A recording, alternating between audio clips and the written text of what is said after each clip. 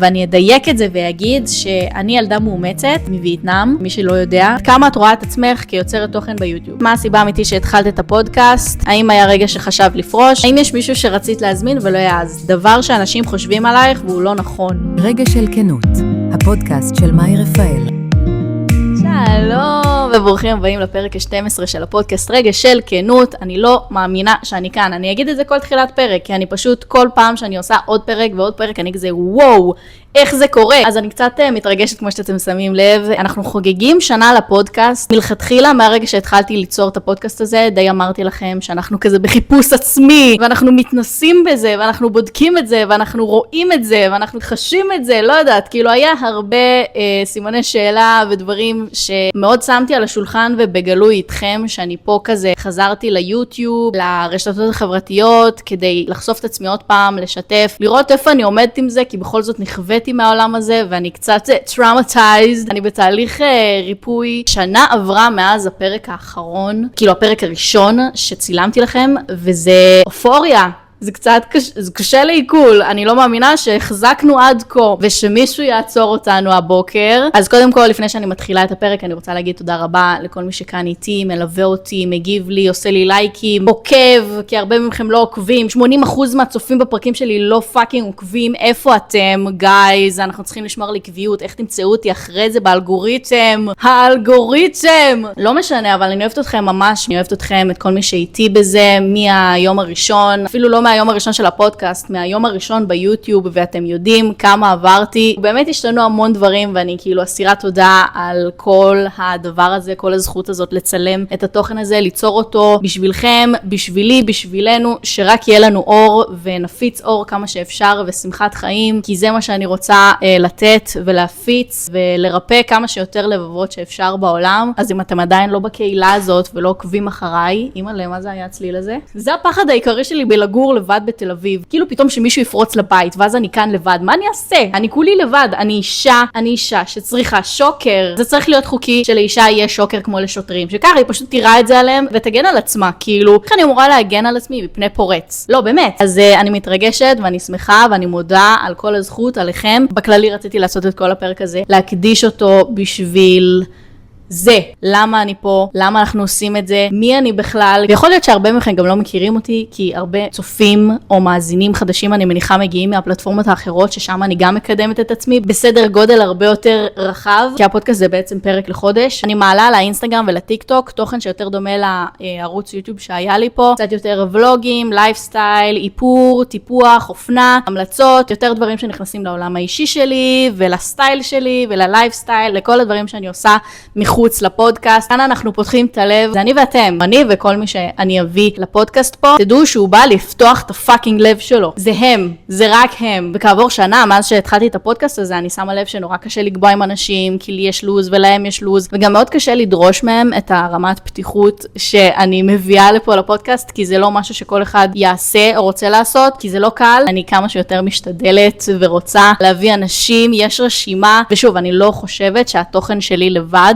לעומת התוכן שלי עם עוד אנשים, מורידה את האיכות. כלומר, כאילו זה לא משנה, בסופו של דבר אני תמיד משקיעה בשבילכם. כרגע היחידה שהגיעה בספונטניות לפודקאסט זאת סיוון, שאני שרופה עליה, שהיא חברה כל כך מדהימה, שפשוט אמרתי לה שיש משהו שאני רוצה שנדבר עליו בפודקאסט. פשוט אמרה כזה, יאללה, אני באה, בוא נדבר על זה, כאילו הייתה הכי פתוחה וספונטנית עם זה, ואמן בשבילי שיהיו לי עוד הרבה חברים רק כאלה. היום כל הפרק הזה מוקדש לכם, to my babies, אך ורק לכם, לכל השאלות שרציתם לשאול אותי. יהיה מעניין, אני כתבתי הכל במחברת שזה יהיה לי מסודר. דף ונייר, אתם מבינים? אני אוהבת לכתוב. כל מה שלא ידעתם עליי, או תהיתם לגביי, או לא הייתם סגורים ואתם רוצים לדעת עליי, על הערוץ הזה, על הפודקאסט, על חיי. כן, בואו נתחיל. מה אתם אומרים על הלק שלי? איזה יפה הוא. שאלה ראשונה, כמה את רואה את עצמך כיוצרת תוכן ביוטיוב? אז קודם כל אני כן רואה את עצמי כיוצרת תוכן ביוטיוב. אתם רואים שאני מעלה את הפרקים ליוטיוב. יש תוכן פה ביוטיוב, כאילו של הפודקאסט, ולא כמו שהייתי פעם יותר יוטיוברית שיוצרת סרטונים כאלה, בווייב של לייפסטייל, ולוגים, טיפוח ואיפור, כמו שאני עושה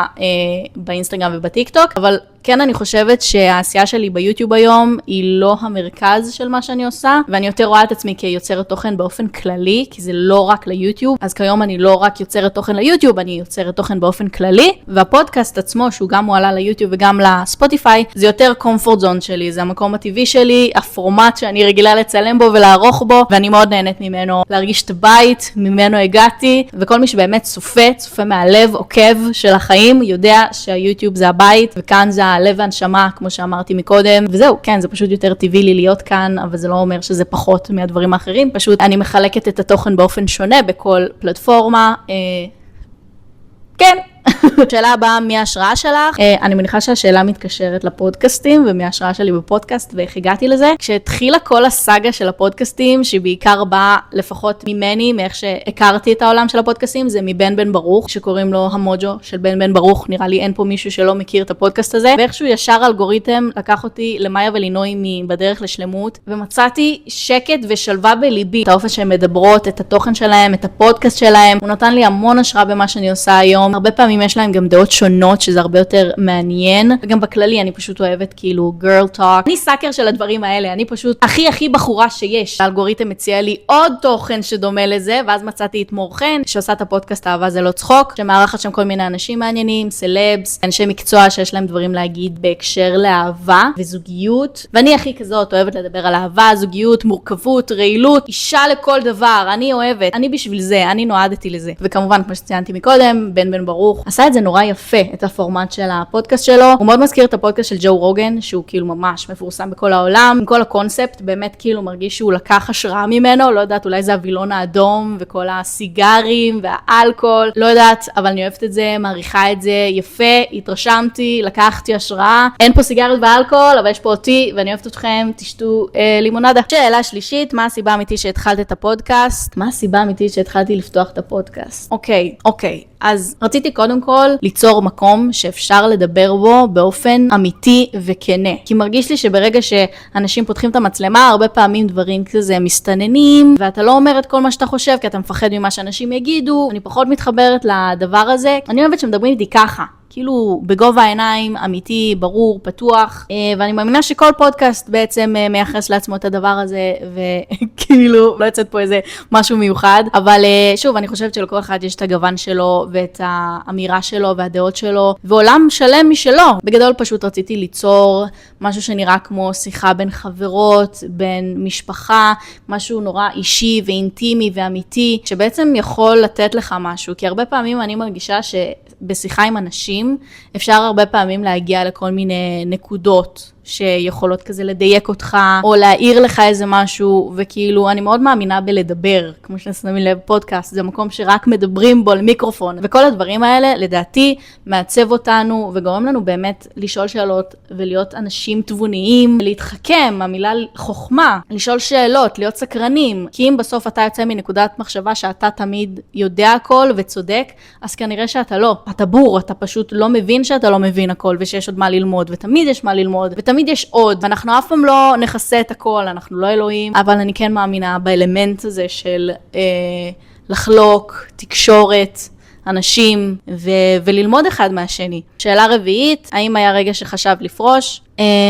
אני חושבת שזה טבעי, הרצון לפרוש כשאתה עושה משהו לטווח ארוך. בהתחלה יש את ההתרגשות של ההתחלה, שכזה יש איזה משהו חדש, ואז בהמשך מגיעים הרגעים האלה שאתה מצלם ועורך שעות על גבי שעות, ואז מעלה את זה, ובסוף מקבל כמות צפיות שלא משתווה לכמות העבודה שהשקעת, וזה נורא מבאס, וזה גורם לך לשאול שאלות כאלה שמורידות לך את הביטחון העצמי של אולי אני לא מעניין מספיק, אולי אני לא מעניין אף אחד, אולי אני משעמם. גם החוסר תגובה, זה סוג של פידבק של כזה, אתה לא מספיק טוב, אתה משעמם, אתה לא טוב, וזה מוריד את המורל, זה גורם לך לא לרצות להיות, אולי לפרוש, אבל למען האמת באופן כנה, כמישהי שפרשה מהיוטיוב לתקופה לאיזה 4-5 שנים כזה בקצנה, לא הרגשתי לרגע שאני רוצה לפרוש, כן היו רגעים קשים, או ציפיות שפגשו אכזבות, אבל אז מגיע הרגע הזה שאתה פתאום נתקל בתגובה מאיזה עוקב או עוקבת, שאומר לך שעזרת לו מאוד, או גרמת לו לחשוב, לחשוב, או שהוא רושם את הדעה שלו, או סיפור שלו, הפידבק הקטן הזה, התגובה הכי קטנה מבן אדם שאומר לך משהו טוב, מילה טובה על מה שאתה עושה, זה הדלק, זה הדרייב, זה כאילו, אוקיי, אני לא צריכה להפסיק, אפילו אם זה בן אדם אחד. אני שמחה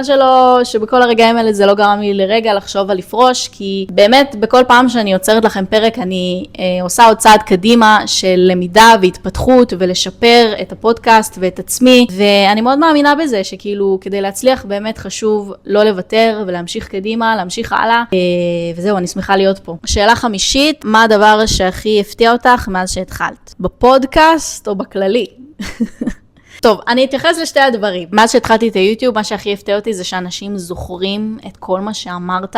הם יכולים פתאום להגיד לך משהו שאמרת באיזשהו סרטון, ואתה כזה לא זוכר את זה בכלל, והם כן, וזה מרגש ומפתיע בו זמנית, זה כאילו, וואו, רגע, על מה אתה מדבר? ואתה צריך להיכנס שנייה ללופ איתו, כי אתה לא, זה לוקח רגע להיזכר מה אמרת בכל סרטון, כן? ומאז שהתחלתי את הפודקאסט, אני חושבת שזה רמת ההיחשפות שלי, היכולת להיחשף, זו שהפתיעה אותי, כי בסוף, כמו שאמרתי לכם, לי וליוטיוב יש קשר מורכב, ובאמת נכוויתי מהעולם הזה, והיה לי נורא קשה להיכנס לצללים ולחזור לזרקורים, כי בסוף כן שילמתי מחיר שלקח ממני הרבה, ועברתי איזשהו תהליך נפשי עם כל הדבר הזה. לכל אחד יש את הפחד הזה של מה יחשבו עליי, והרמת פתיחות הזאת לחשוף את עצמי, אותי, כאילו אני, בלי מסכות, בלי הגנות, ככה, ובכללי להביע דעתי בלי לפחד מה יחשבו עליי, זה מפתיע. כי אנשים יכולים להיות נורא רעים ונורא שיפוטיים, ודווקא היכולת שלי לא לתת לאנשים אחרים לנהל אותי, ולא לנסות לרצות אף אחד, ופשוט להיות אני, זה משהו שבאמת הפתיע אותי עד איזה רמה הגעתי, ואני גם מסתכלת על הפרקים ככל שהם מתקדמים, רואים את ההתפתחות, רואים איך שזה גודל, היכולת, הקפסיטי, הכל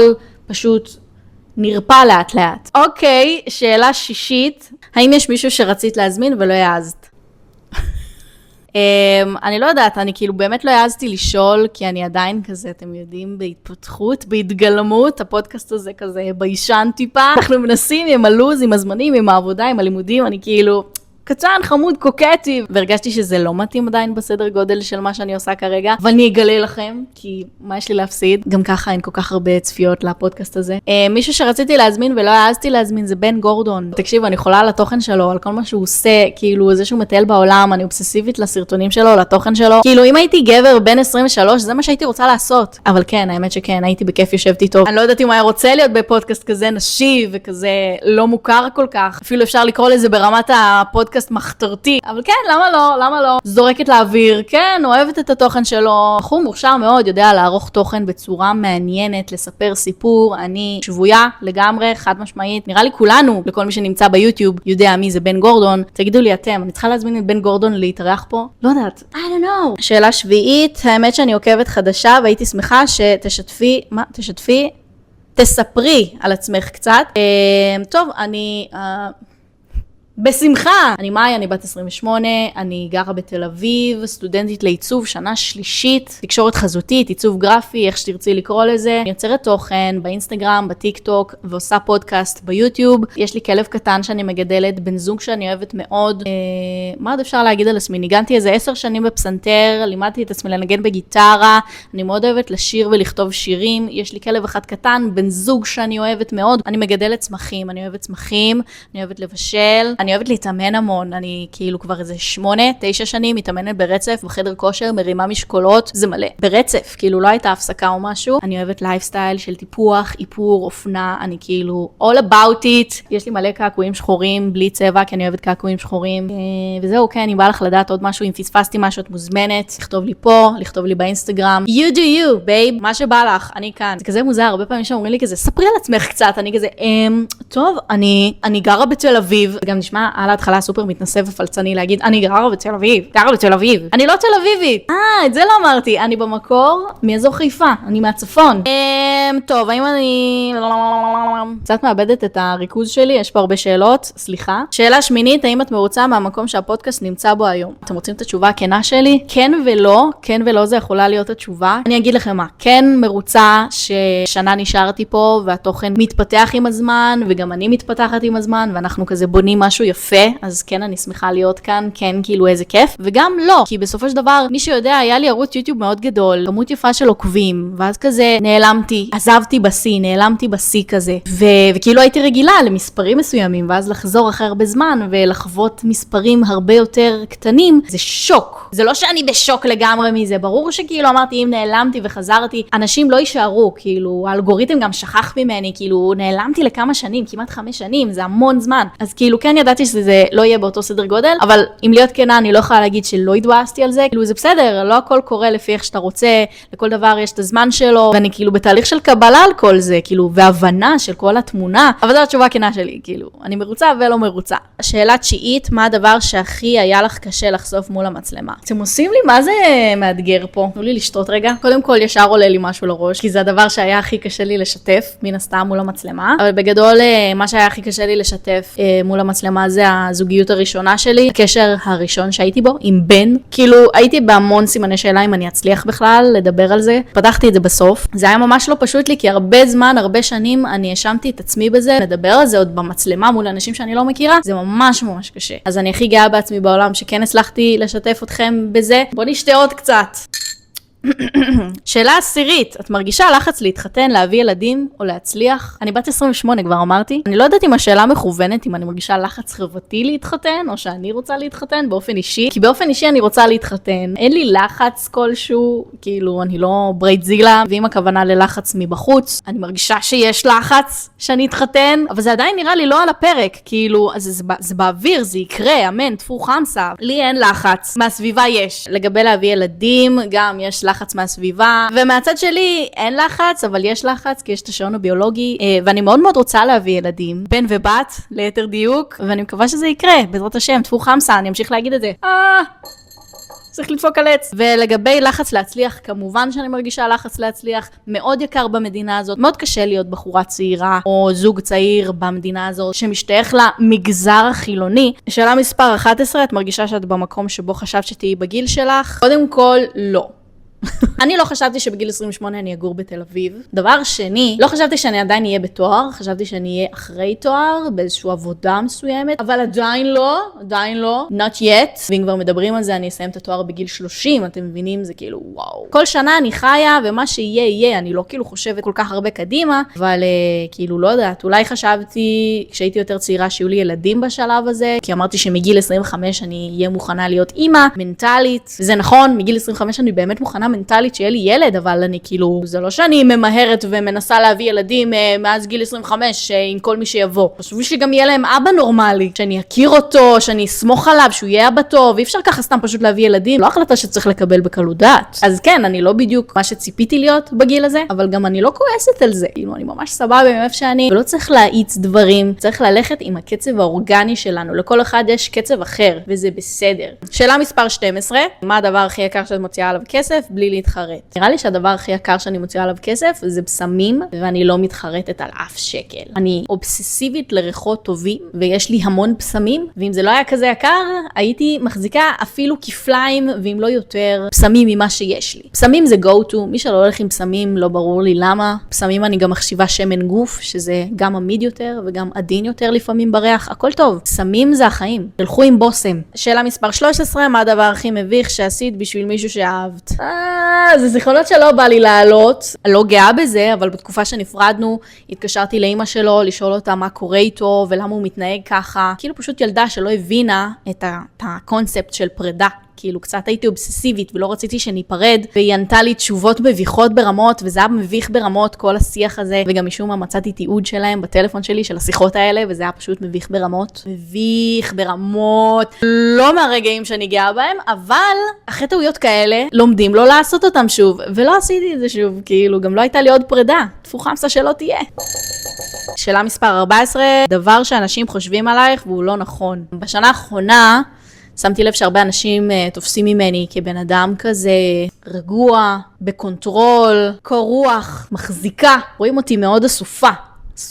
זו המילה. במצבי לחץ, כמו תקופת הלימודים, התואר וזה, ואני הכי לא כזו, אני לא בקור רוח, אני לחוצה כמו כולם, רע לי, לפעמים כאילו חרדות, רעידות, קושי נשימה, כל הדברים האלה שיש לכולם כשהם לחוצים, ברמה הקיצונית של זה, ובפנים כאוס פנימי, טוטלי, קריסות.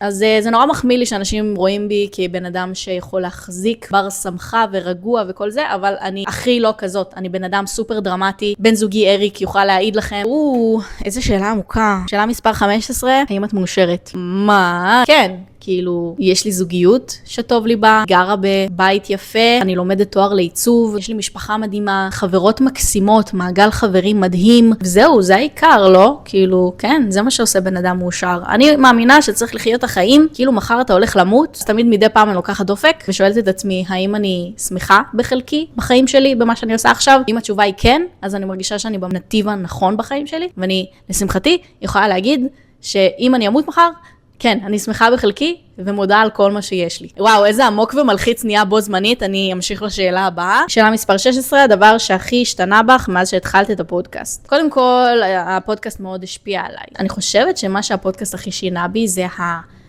הגישה שלי, כאילו, אם הייתי הרבה יותר סגורה בתחילת הפודקאסט, עצורה, פחות משתפת, יותר סגורה לעצמי, כאילו הפודקאסט עזר לי מאוד לפתוח, להגיע ולא להיסגר. היה לי כמה שנים שמאוד מאוד הסתגרתי לתוך עצמי, כי נפגעתי נורא מאנשים, ואני חושבת שהתנועה ההפוכה של לצאת החוצה ולשתף ולהגיע, היא תנועה שקשה לעשות אותה אחרי שנכווית. הפודקאסט עזר לי ללמוד את התנועה הזאת מחדש, והוא שינה אותי בזה. אוקיי, שאלה מספר 17, משהו שאת הכי אוהבת בעצמך, ומשהו שאת הכי שונאת בעצמך. פיזית, משהו שאני אוהבת ומה שאני שונאת, ואופי, משהו שאני אוהבת, משהו שאני שונאת. סבבה, אוקיי. טוב, בוא נתחיל בפיזית. פיזית אני אוהבת את העיניים שלי, כי הן כאלה, כיף לשים עליהם אייליינר. יש עיניים כאלה שממצמצים, כאילו ששמים אייליינר, ואז היא ממצמצת, וזה נפתח, והכל פשוט נמרח, אז העין שלי לא עושה את זה. וגם יש לי אפף, יש כאילו אסיאטים שאין להם אפף, והוא כזה נכנס פנימה ונעלם, אז יש לי אפף, אז אני אוהבת נורא את הצורה של העיניים שלי, ממש פרקטיות, כיף לאפר אותן, מחמאה מוזרה ממש. ומשהו שאני לא אוהבת בעצמי זה הסנטר הכפול שלי, יש לי קצת פנים תפודיות כאלה, עגולות, תמיד היה לי כאילו פה קצת אור עודף, אבל זה עם השנים מחמיר, ואני ממש לא מתחברת לעניין. ואופי, משהו שאני אוהבת בעצמי, אני ביצועיסטית, ברגע שאני מחליטה לעשות משהו, אני יודעת לבצע, מאוד טובה בלהוציא לפועל, ותכונה שאני שונאת בעצמי, זה שאני קצת יכולה להיות חסרת סבלנות, עם פתיל קצר, עצבנית, כאילו, אין לי סבלנות, לפעמים דברים מעצבנים אותי, ממש יותר מהר מבן אדם רגיל, כן, חוסר הסבלנות שלי, לפעמים אני יכולה להיות לא סבלנית, והייתי רוצה להיות יותר סבלנית. אוקיי, עוד שאלה על אישיות, שאלה 18, איזה חלק באישיות שלך לקח לך הכי הרבה זמן לקבל? נראה לי שהדבר שהכי הרבה זמן לקח לי לקבל בעצמי, מבחינת אישיות, זה הביישנות שלי, כאילו ביישנות, סגירות, לא יודעת, נראה לי אמרתי את זה בפעם המיליון שהייתי ילדה ביישנית, ותמיד כאילו זה צויר לי כתכונה לא טובה, שאני צריכה להיפטר ממנה, והיום, שאני כבר בת 28, אז אני הרבה יותר מקבלת אותה, ולא חושבת שזו תכונה רעה, ולהפך, זה גם תכונה שנורא שומרת עליך, על הערכים שלך ועל המרחב שאתה צריך, מאוד מתרגמת אותך. כאילו זה חלק מהאופי שלך, ואני לא חושבת שצריך לגנוז משהו שהוא חלק מהאופי שלי, שנולדתי איתו, שזה מולד. זה הטבע שלי, ככה נולדתי, ככה נוצרתי, ושמחה בחלקי מה שנקרא, עם מה שקיבלתי, ולא מנסה באובססיביות לשנות את זה. שאלה מספר 19, האם אי פעם קינאת בחברה?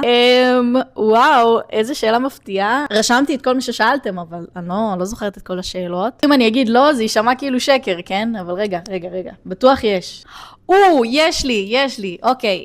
כשהייתי ילדה, הייתה לי חברה שהיו לה הורים אידיאליים כאלה, מושלמים כאלה, שעובדים בעבודת הייטק, הם היו נורא יפים כאלה וגבוהים ורזים, והם תמיד היו כזה פוליטיקלי קורקט, אז נורא קיניתי בהורים שלה, שהם כאלה עושים יח"צ כל כך טוב, הם נראים טוב בכל דבר, באספת הורים, בסתם פגישות עם הילדים וההורים, תמיד היו נראים טוב, תמיד היו מצטיירים טוב, ואז שאלתי את אמא שלי למה היא ואבא שלי לא כמו ההורים שלה, ילדה כפויה טובה שכמותי, וכן, אמא שלי לפעמים מזכירה לי את השאלה הזאת, כדי להזכיר לי איזה ילדה קקה הייתי, אבל היום אני מאוד אוהבת את ההורים שלי, תמיד אהבתי אותם, ואני גאה בהם, ובמי שהם, והם לא צריכים להיות אף אחד אחר אין על ההורים שלי בעולם, באמת, כאילו, בכנות. שאלה 20, מה החלום שלך? מה החלום שלי? החלום שלי, אם אני שם את זה על השולחן, החלום שלי זה שתי ילדים, בן ובת. אמרתי את זה מקודם. זרקתי את זה ככה באוויר, כזה בשליפה, אבל באמת, כאילו, זה החלום שלי. ואני אדייק את זה ואגיד שאני ילדה מאומצת מווייטנאם, מי שלא יודע, וההורים שלי, הם לא נראים פיזית כמוני, כי אני מאומצת מווייטנאם, אני נראית אסיאתית והם לא. אז אני לא חוויתי את הדמיון במראה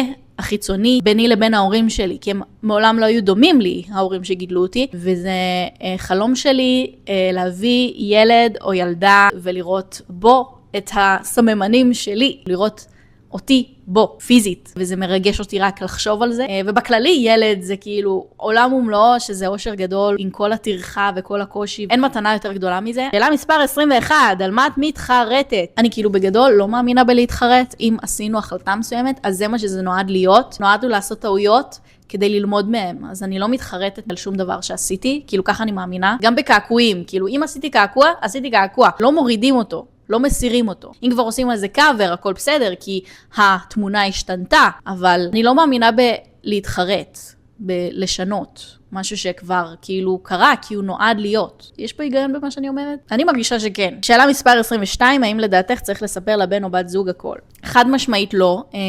בן זוג שלך הוא לא הפסיכולוג שלך, ונהפוך, הבת זוג שלך היא לא הפסיכולוגית שלך, אני לא חושבת שצריך לשתף אחד השני בהכל, וזה לגמרי בריא וטוב שלבן אדם יש עוד מסגרות, חברים, משפחה, את עצמו. לפעמים אני רוצה לכתוב את זה, לכתוב יומן ולכתוב את מה שאני מרגישה. מותר לי, זה זכותי, זה טוב, זה פורק. אני לא חושבת שצריך גם להסתיר, כן? פשוט מדברת על כאילו בכללי, לא כל דבר נועד ישר לאוזן הבן או בת זוג. בסופו של דבר אתם מנהלים זוגיות ולא טיפול פסיכולוגי. שאלה מספר 23, ממה הכי פחדת שהתחלת את הפודקאסט? נראה לי שזו תשובה קצת מלוקקת, אבל אני אגיד אותה בכל זאת, שמה שהכי הפחיד אותי נראה לי זה מה שאנשים יחשבו עליי, בעיקר אחרי שנעלמתי לכמעט 5 שנים, שזה המון זמן, ואתה כזה לא יודע על מה הדברים עומדים, ואולי לא ירצו לקבל אותך בחזרה. אני גם ככה עם המון ביקורת עצמית כלפי עצמי, אז כאילו, כבר ראיתי את ה-worst scenario כשאני מעלה את הפרק הראשון, ומה אנשים יגידו עליי, ובסוף עשיתי את זה, למרות שהרגשתי שבא לי באותו רגע לחרבן על עצמי בתחתונים, אבל חוץ מזה, כאילו, הכל בסדר, ועדיין לא חרבנו בתחתונים. שאלה מספר 24, מסתכלת על מספר הצפיות, האם זה משפיע עלייך?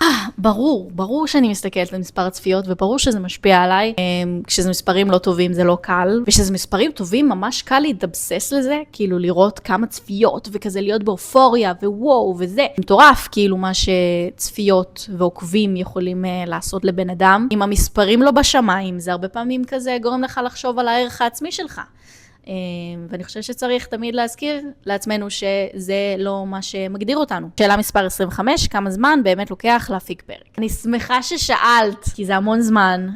לצלם זה בדרך כלל כזה 1.5 שעות, שעתיים, תלוי, זה יכול להיות גם שעה, תלוי כמה אני חדה, כמה אני על זה, וכמה הבן אדם שאני נמצאת ומצלמת איתי על זה, כי צריך להיות בזון, לפעמים זה יכול לעלות על 2 שעות הצילום, ואז העריכה יכולה להגיע לבין 5 ל-8 שעות, ואז להעלות את זה, תלוי איפה יש קליטה או אין, זה יכול גם לקחת עוד איזה 1 שעה, 2 שעות, 3, 4, מאוד תלוי. זה יכול בכיף להיות בין 8 ל-10, 12 שעות, סך הכל, עד שהפרק יוצא, וזהו, כן, זה עבודה נורא מייגעת. כן, תרימו להם, לכל האורחים, לכל מי שיוצר תוכן, וגם מצלם, וגם עורך את זה, וגם רושם את זה, כאילו פאק, זה עבודה סופר קשה. אין עליכם, גייז. שאלה מספר 26, האם יש פרקים שצילמת ולא פרסמת? כן, יש פרק כזה. צילמתי פרק שהוא מאוד מאוד פוליטי. אמרתי לכם, מאוד מאוד בחירות, אני ממש מוצפת מזה, ומכל מה שקורה במדינה, וזה חזק ממני. יצא לי פרק פוליטי ממש. בסוף לא פרסמתי אותו, כי אני מרגישה שאני לא פה בשביל לקדם אג'נדות פוליטיות וכאלה. כי בסוף אני מרגישה שפוליטיקה היא כן איכשהו מפלגת אנשים. תמיד שאנשים מדברים בפוליטיקה, הם מתחילים לריב. אני לא אוהבת את זה. בסוף יש לי גם חברים שמצביעים הפוך ממני. בסוף באידיאולוגיה אנחנו רוצים אותו דבר, פשוט להשיג את זה דרך אחרת. אבל הערכים הם אותו דבר. לא רוצה לכפות על אף אחד שום דבר, אני רק מעבירה ערכים שאני מאמינה בהם, ואתם תצביעו למי שאתם רוצים להצביע. שאלה 27, את קוראת את כל התגובות. סימן שאלה.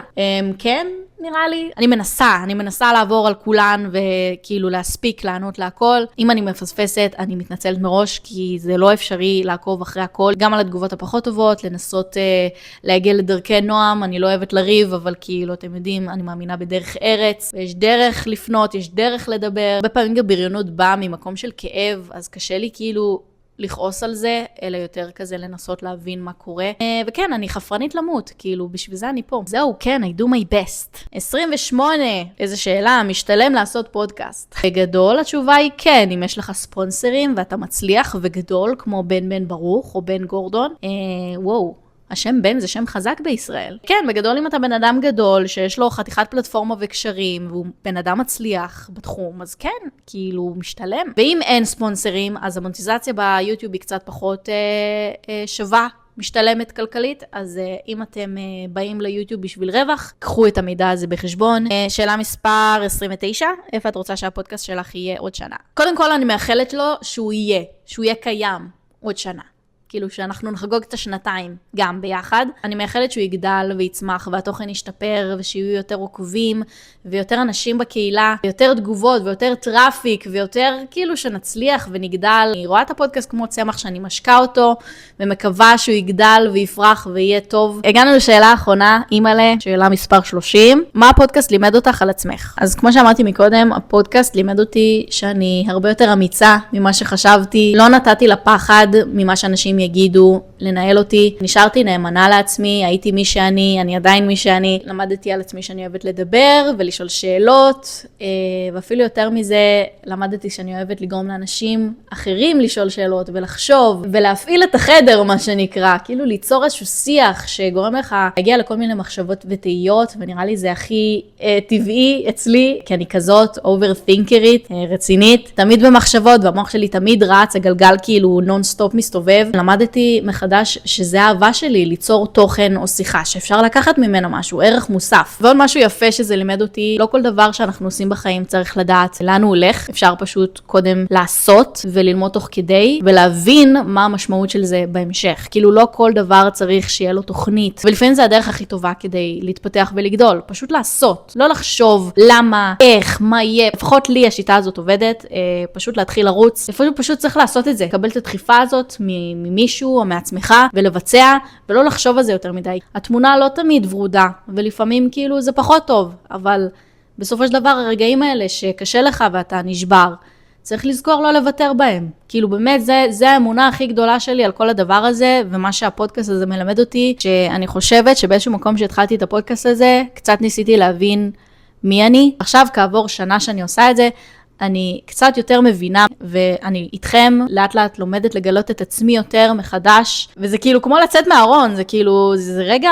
מלחיץ, מטלטל, אבל כן, זה לא חדש שאומרים שבעצם לצאת מאזור הנוחות שלך זה מה שיפתח אותך, ואני דובקת בזה, ולכן אני פה, עושה את זה איתכם, ואני חושבת שכל התהליך הזה, כל המסגרת הזאת שיצרתי איתכם, הפודקאסט הזה הוא מדהים, ואתם מדהימים, כל מי שלוקח בזה חלק, בכל התצורות של זה, וזהו, אני אוהבת אתכם מלא. נראה לי שאנחנו נסכם את הפרק, פרק 12, פרק שחוגג שנה לפודקאסט, איזה כיף, איזה זכות. אם הגעתם עד הלום, שימו לב אדום. ראיתם? זה חרוז. שאני אדע אם יש מישהו שיגיע עד סוף הפרק, חשוב מאוד. וזהו, יום נהדר, שמרו על עצמכם. נתראה בפרק הבא.